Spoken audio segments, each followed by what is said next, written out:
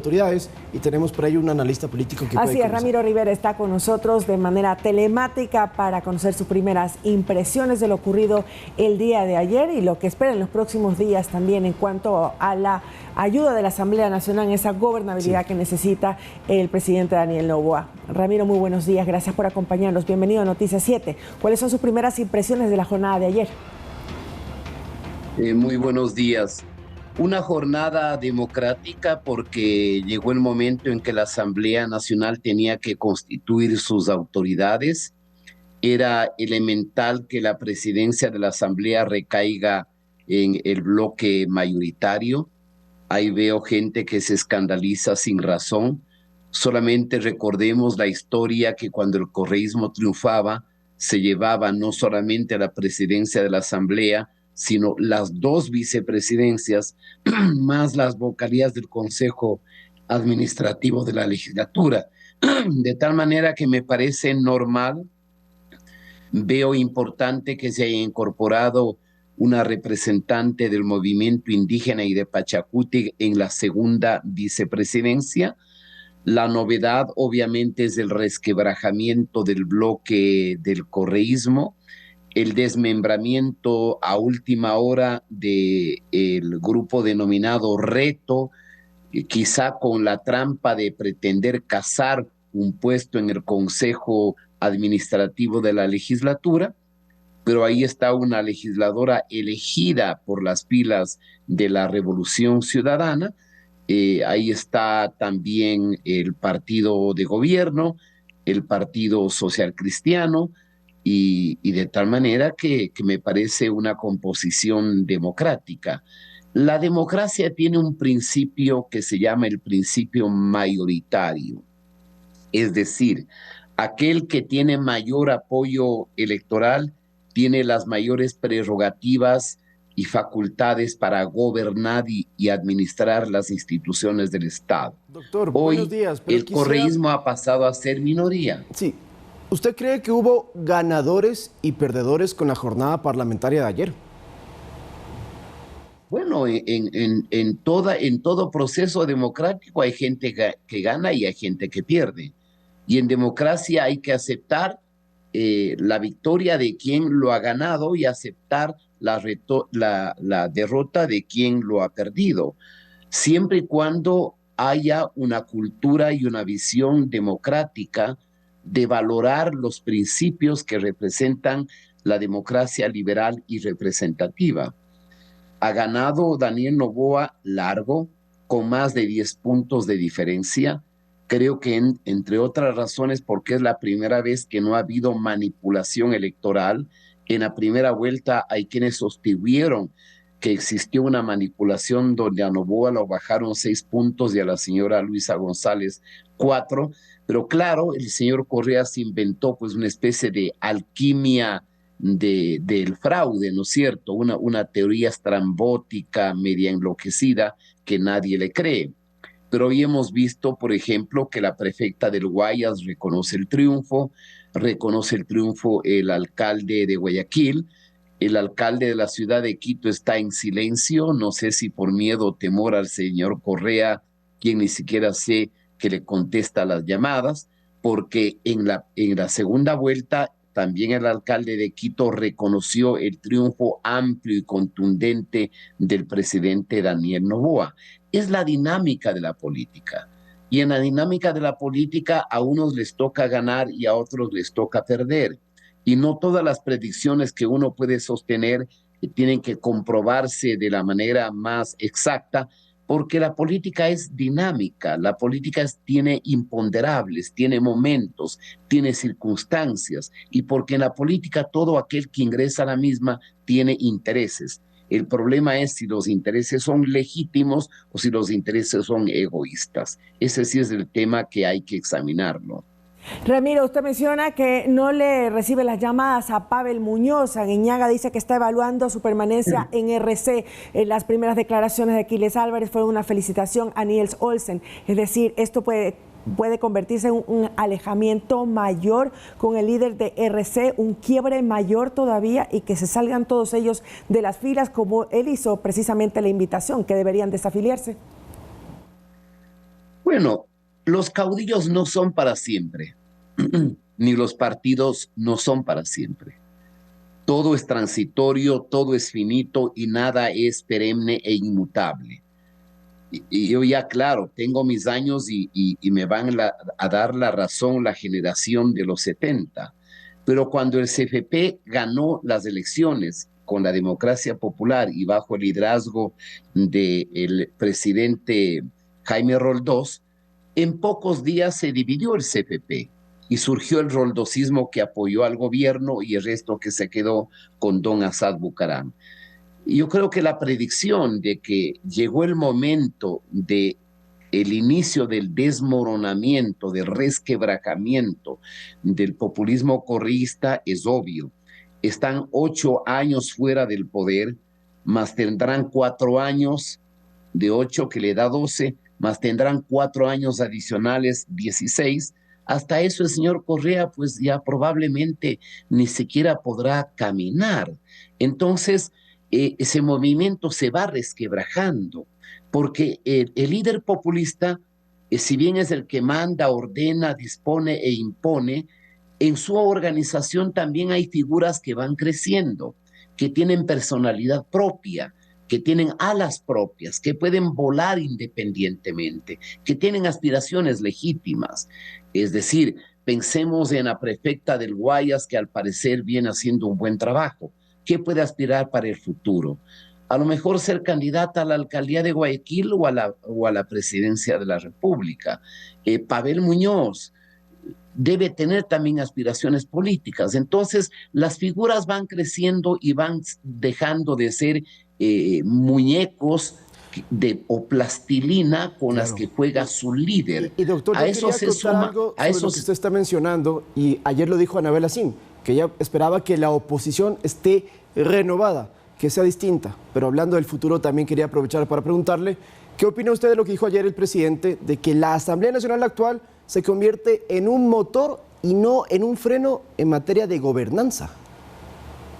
A mí me parece una frase brillante del presidente Niels Olsen, porque ¿en qué ha constituido la tragedia de la gobernabilidad ecuatoriana?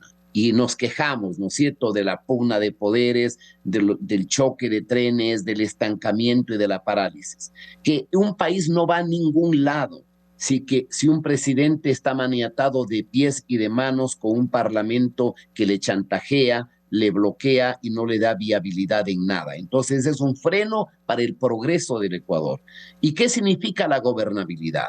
La gobernabilidad significa que un gobierno tenga suficiente respaldo en la esfera de la representación política, ¿no es cierto?, también del control político, para que le apruebe las leyes, para que no le bloquee, para que no le chantajee, para que no le pida por debajo de la mesa aspiraciones inconfesables que rompen con los principios de la ética. Entonces, si nos quejamos del atávico problema de la inestabilidad, tenemos ahora que aplaudir y ver con optimismo de que el Congreso vaya a ser un motor adicional de la maquinaria del Estado ecuatoriano que vaya exactamente en la misma dirección que ve el Ejecutivo. No significa dependencia total, no significa sumisión total, significa que el Parlamento más Ejecutivo se unen en función de los intereses nacionales. Eso es lo que queremos: estabilidad, progreso, apertura, inversión, empleo, combate al narcotráfico, a la criminalidad. Esas son las aspiraciones por las que votamos los ecuatorianos, y por eso lo sucedido el día de ayer en la Asamblea es una muy buena noticia para los ecuatorianos que amamos al Ecuador. Ese acuerdo con Pachacuti y Ramiro, ¿cuál es su proyección? Cuando el día de ayer en un comunicado también dijeron que 6 de los asambleístas estaban enredados en las telarañas del poder y también que pues eran unos extraviados políticos. ¿Hasta dónde puede continuar este acuerdo? Depende de la agenda legislativa. ¿Cuál es su criterio frente a esto? ¿Es permanente o cree que más adelante puedan dividirse del gobierno? Mire, ¿qué es lo que pedimos de quien haga política en el Ecuador? Mesura, responsabilidad, visión de país, no intransigencia, no bloqueos, no fanatismos, no ceguera, no ideologismo. Y ahí tiene usted un problema en el movimiento indígena. El movimiento indígena, primero, no es homogéneo. La expectativa de los indígenas de otavaleños es distinta al indígena de Chimborazo o de Tungurahua o a los indígenas de la Amazonía. El problema de la CONAIE en este momento es que tiene un líder extremadamente radical, que no cree en la democracia, que cree en el socialismo indoamericano. Pero no solamente un líder radical, sino un líder con relaciones, diríamos, opacas, porque nunca ha condenado la minería ilegal. Y además, un líder que, traicionando la historia del movimiento indígena, se ha vuelto en una suerte de peón del correísmo. Entonces, ¿de dónde sacó los votos el señor Issa? Precisamente de los candidatos y de los líderes indígenas de Chimborazo, de Cotopaxi, de Tungurahua y de la Amazonía. De ahí sacó el 5.4%. Cuando se produce la segunda vuelta, prácticamente la mayoría absoluta de los electores indígenas van a favor de Daniel Noboa. ¿Por qué razón? Porque fueron pisoteados, maltratados y humillados durante la década autoritaria del presidente Correa. ¿Qué es lo deseable ahora? Lo deseable ahora es que no se trate solamente de un entendimiento de carácter legislativo. Es decir, está bien que se propongan una agenda legislativa de leyes que vayan en la línea del progreso, de la equidad y de la justicia para los sectores más pobres del Ecuador. Pero lo esencial aquí también es que el gobierno implemente todo el aparato posible para que pueda implementar políticas sociales para sacar de la extrema pobreza al mundo indígena. ¿Qué es lo que le interesa a la izquierda radical y resentida, a la izquierda del rencor? Le interesa que los pobres sigan siendo pobres, porque seguirán siendo sus clientes electorales.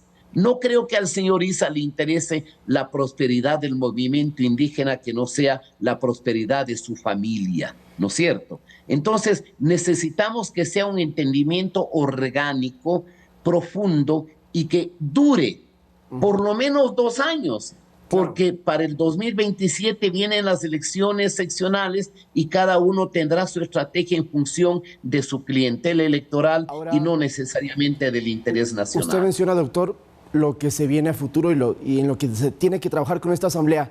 Se ha especulado de que quizás con una bancada tan fuerte como está hoy por hoy ADN, ya no sería necesaria una asamblea constituyente, sino que con reformas constitucionales este legislativo puede hacer las modificaciones que se están solicitando. ¿Qué opina usted? Bueno, primero hay un hecho. Así como el principio en filosofía democrática es el principio mayoritario, usted también ahora tiene un principio minoritario. ¿Qué significa eso? Que la oposición, que ahora es minoría y que es el correísmo, es una oposición que tiene también que ser respetada, porque no vamos a reproducir el modelo autoritario que tenía Correa, que pisaba, que trituraba y destrozaba todo lo que estaba a su paso, porque era atrabiliario, era un gobernante salvaje, diríamos en esos términos, que se creía el rey del Ecuador. Acuérdese cuando afirmó que era jefe de todas las funciones del Estado.